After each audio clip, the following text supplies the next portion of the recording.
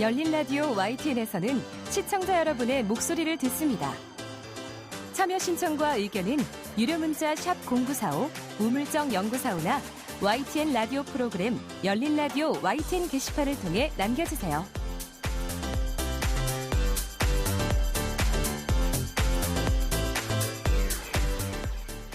지난 한 주간 있었던 뉴스들 가운데 사실 확인이 필요한 뉴스를 팩트체크해보는 시간입니다.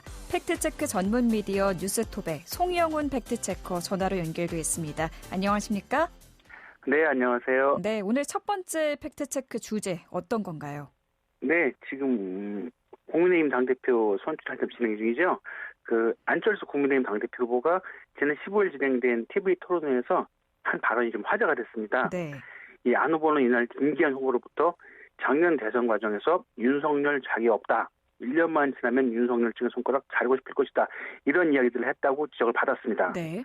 네, 그래서 안 후보는 이 손가락 이야기를 하시는데 그건 왜곡이다.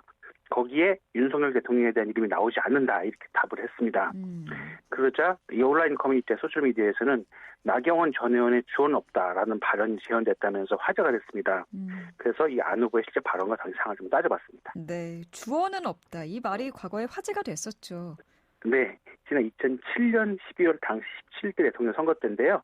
이 당시 BBK 주가 조작 사건이 문제시 됐고 이 이명박 후보가 BBK라는 투자분 회사를 설립했습니다. 라는 발언을 한 동영상이 공개가 됐습니다. 네.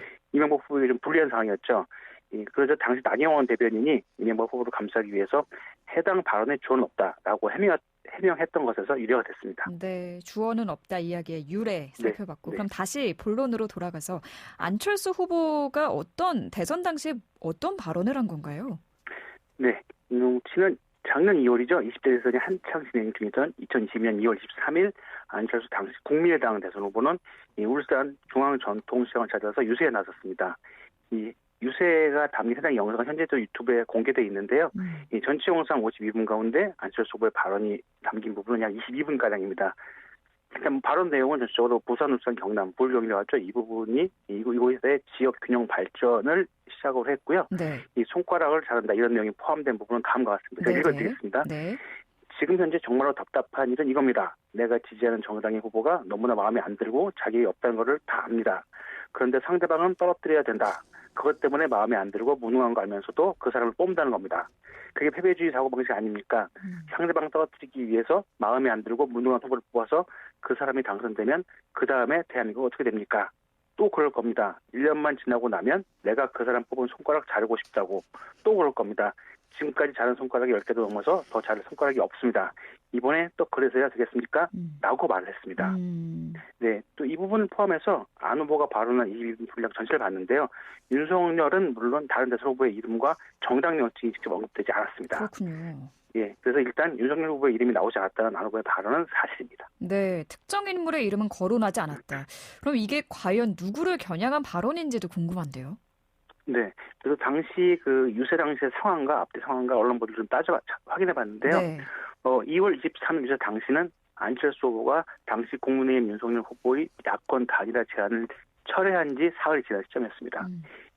두 후보의 장애 신경전이 계속된 상황이었죠. 안 후보는 단일화 협상 결렬의 책임을 국민의힘에 돌리고 있었습니다. 유세 사흘 전인 2월 20일 안철수 후보는 기자회견을 열고 이제부터 저의 길을 가겠다며 윤석열 후보와의 단일화 결렬을 공식 선언하고 완주 의지를 내비친 바 있습니다. 네. 이 같은 상황은 손가락 자른다는 발언이 나온 날 바로 앞서 열린 유세에서도 확인할 수 있는데요. 울산 롯데호텔 교체를 유세했는데 그 유세에서 안철수 후보는 4차 산업혁명 시대에 20년 먹고 살 미래 먹거리, 미래 일자리를 만드는 일은 과학기술을 아는 사람만 할 수 있다. 내수용 법률가는 그런 일 못하고 과거를 응징하는 일만 한다.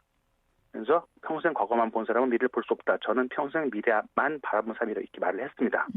여기서 이 과거 응징하는 일만 하는 내수용 법률가라는 표현은 안 후보가 당시 겨냥했던 인물을 짐작하게 하는 거죠. 그럼 당시 언론은 이를 어떻게 보도했나요? 네, 해당 시들을 쭉 보도 언론을 찾아보니까요. 많은 언론이 안철수 후보가 연일 윤석열 후보를 비판했다. 이렇게 윤석열 후보를 겨냥해서 한 말이다. 네. 이렇게 구체적으로 언급을 했습니다. 네. 한국일보, 한겨레, 이데일리, 동아일보, 세계일보, 중앙일보, 공일보 등이 직접 이름이 나왔는데요. 기사 내용을 보면 야권 후보 단일화 결렬 선언 후 윤 후보에 대한 공세 수위를 한껏 높이고 있다. 윤석열 국민의힘 대선 후보를 겨냥했다.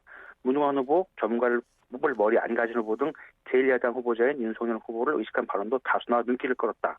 주술, 엉터리 전문가, 문홍란 후보 등 여권에서 윤 후보를 비판할 때 사용하는 문구를 이용해 안 후보가 비판하는 대상이 윤 후보임을 짐작할 수 있다. 이렇게 윤석열 후보를 겨냥 혹은 짐작하게 한다고 기사에 썼습니다. 네. 네, 이처럼 당시 안 후보의 유세 발언이 윤석열 후보를 비판한 것으로 본 언론은 많은데요. 다른 언론을 또 봐도 이 윤 후보가 아닌 다른 후보를 비판했다고 본 언론 보도는 찾을 수 없었습니다. 그리고 이 발언이 있은 다음에 안 후보 측에서 이 해당 보도에 대해서 수정해달라 혹은 정정해달라 이런 요구가 있었다는 기록도 찾을 수 없었습니다. 네. 네, 그래서 쭉 정리하면 이 안철수 후보는 손가락을 잘한다는 표현을 한 2022년 2월 23일 울산중앙전동대 유세 발언에서 윤석열을 정확하게 언급하지는 않았지만 이 당시 언론들은 해당 발언이 윤 후보를 비판한 것이라고 분석해 보도했고요. 이 같은 상황과 맥락을 반영해서 안철수 후보의 윤석열이라는 이름이 없기 때문에 손가락 잘한다는 발언은 왜곡이다. 이 말씀은 대체로 사실 아님으로 판단했습니다. 네, 첫 번째 팩트체크 대체로 사실 아님으로 네. 결론을 내려주셨습니다. 네. 두 번째로 짚어볼 팩트체크는 어떤 내용인가요? 네, 지난 7일 베트남 전쟁 중에 일어난 한국군의 베트남 민간인 학살 사건에 대한 한국 정부의 책임을 인정하는 한국 사법부의 첫 판단이 나왔습니다. 네. 예, 우리 사법부가 베트남전 중 한국군의 민간인 학살에 대한 정부 책임을 인정한 것은 이번이 처음인데요. 이 법원의 판결에 대해서 이종석 국방부 장관이 우리 장병들에 의한 학살은 전혀 없었다 이렇게 말을 해서 좀 논란이 있었습니다. 이에 대해서 좀 따져봤습니다. 네, 이종석 국방부 장관은 한국군의 민간인 학살은 없었다라면서 판결에 동의하지 않고 있는 건데 네. 판결 내용부터 구체적으로 볼까요? 네, 이 서울중앙지법은 지난 7일 이 베트남인인 응우엔 티탄 씨가 이 대한민국을 상대로 낸 손해배상 청구 소송에서 원고 일부 승소로 판결을 했습니다.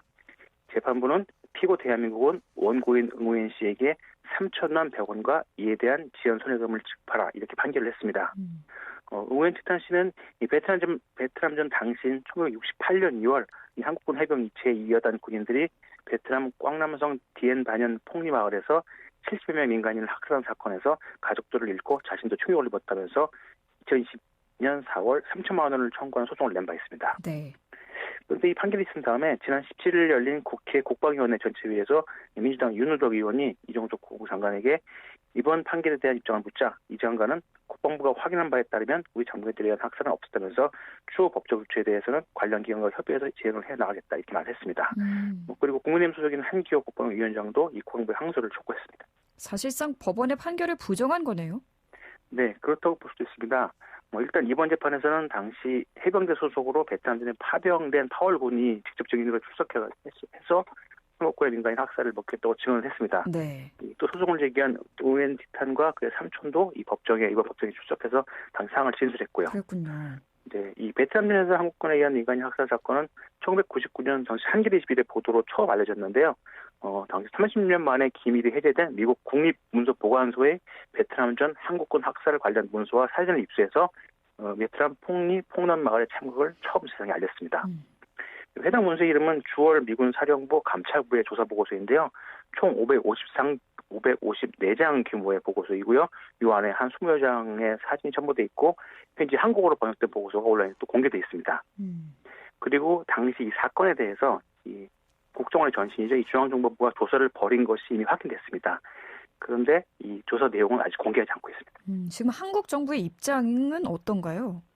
네, 그동안 한국 정부는 이 베트콩이 한국군으로 위장했거나 북한 심의전 부대의 개입 가능성도 배제할 수 없다면서 이 현장에 있던 사람들이 한국 군복을 입고 베트남어를 사용하지 않았다는 지술만으로 가해자가 한국군이라고 군인은 사실을 인정하기는 어렵다 이 주장을 해왔습니다. 네.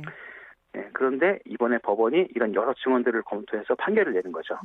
재판부는 제출된 증거에 따르면 한국 군인들이 작전 수행 중에 원고의 집에서 수류탄과 총을 위협하며 밖으로 나오도록 명령한 후 총격을 가한 사실이 인정된다. 이렇게 하면서 명백한 불법행위라고 봤습니다. 네, 지금까지 말씀 나눠주신 판결은 1심 판결이니까 네. 앞으로 항소가 진행되면 달라질 수도 있겠지만요. 정리를 네. 해보면 네. 현재로서는 베트남전에서 일어난 한국군의 민간인 학살은 피해자들의 증언 그리고 미군 기록, 월남전 참전용사의 고백을 근거로 한국 법원이 한국군에 의한 베트남 민간인 학살을 공식적으로 인정했다고 볼 수 있겠습니다. 네, 오늘 팩트체크 여기까지 드릴게요. 감사합니다. 네, 감사합니다. 네, 지금까지 뉴스톱 송영훈 팩트체커였습니다.